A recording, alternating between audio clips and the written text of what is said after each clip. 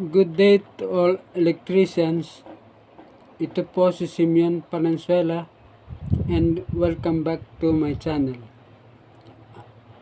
Ang topic po natin ngayon ay tungkol sa mechanically held contactor or latching contactor. Ito pong latching contactor or mechanically held contactor ay mayroon dalawang magnetic contactor, M1 at saka M2. Ito po yung main contacts ng M1 at ito naman yung main contacts ng M2. Ang purpose po nitong mechanically held contactor ay halimbawa ang load natin ay single phase na tennis court lighting. Pag na-energize po natin itong coil M1, may energize itong main contacts ng magnetic contactor M1. So may power na yung tennis court lighting. So at the same time, magkakaroon ng mechanical intervention. It will latch the contactor M1 in the on position. So kahit na po ma-de-energize itong coil M1, latch coil M1, mananatili pong naka-energize ang tennis court lighting.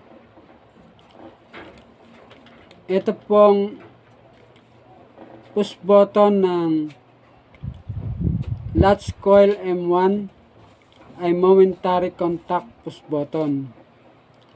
Ibig sabihin, if you push the latch coil, if you push the on push button, it will energize the latch coil.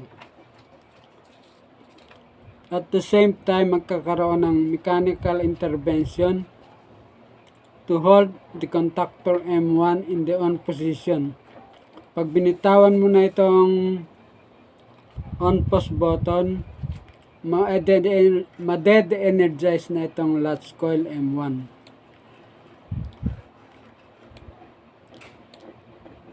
Kasi momentary contact lang itong push button. Wala itong holding circuit interlock.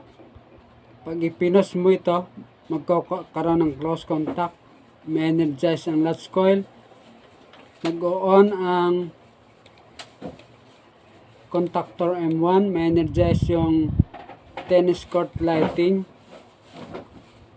So magkakaroon ng mechanical intervention to hold contactor M1 in the closed position. Tapos pag bintawan mo na itong on push button,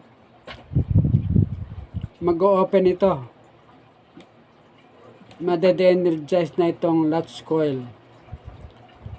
So may power pa rin ang